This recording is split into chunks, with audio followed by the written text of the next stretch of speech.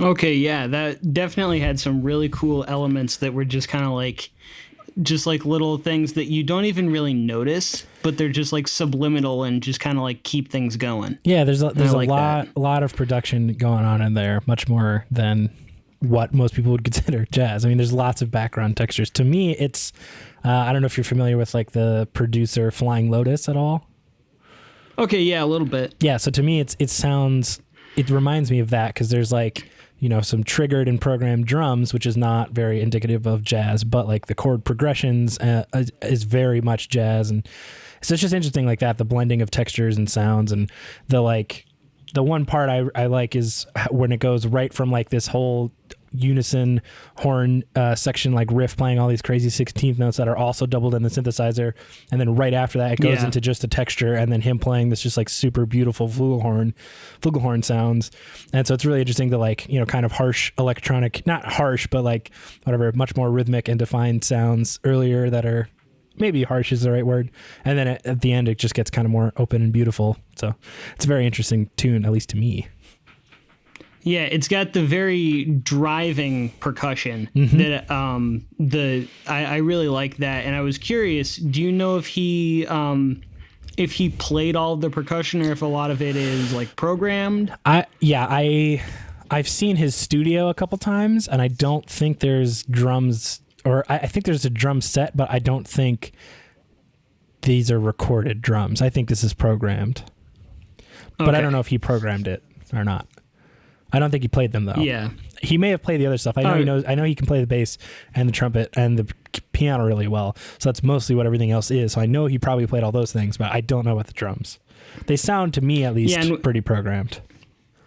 Yeah, I would agree. They sound kind of gridlocked a little bit, kind of just like a loop almost. Yeah, and that's definitely very against the grain for jazz for sure. Yeah. Yeah, so I got my start in music playing jazz drums because I could hit stuff before I knew what music was. Like before I could read, I was playing jazz drums.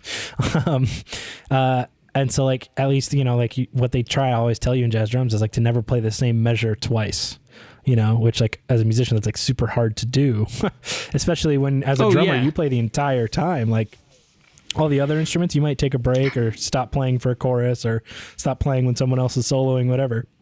But the drummer, you're playing the entire time.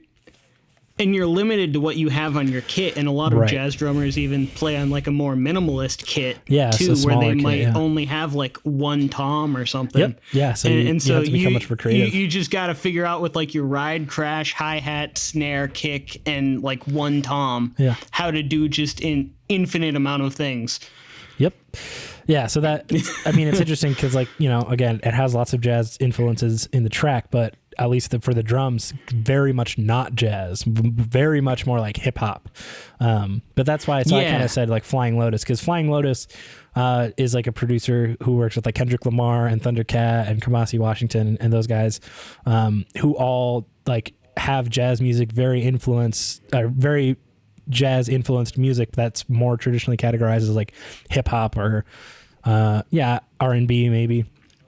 So to me it's very similar of that because it's got the whatever like programmed drums, but then all these kind of crazy like hip chords that you're like, oh, I was not expecting that with this like, you know, 808 drums behind it or whatever. So yeah, it's an interesting blend of textures. Yeah, for sure. So my next song is by an artist called Claire Heywood, and she, from the few songs that I've heard, this is her second to most recent song. She seems like very much the artistic indie fans pick of an artist, because she's like very influenced by like poetry as like the primary source of the song structure, as opposed to like instrumentation. Mm-hmm. And so this is her song Python.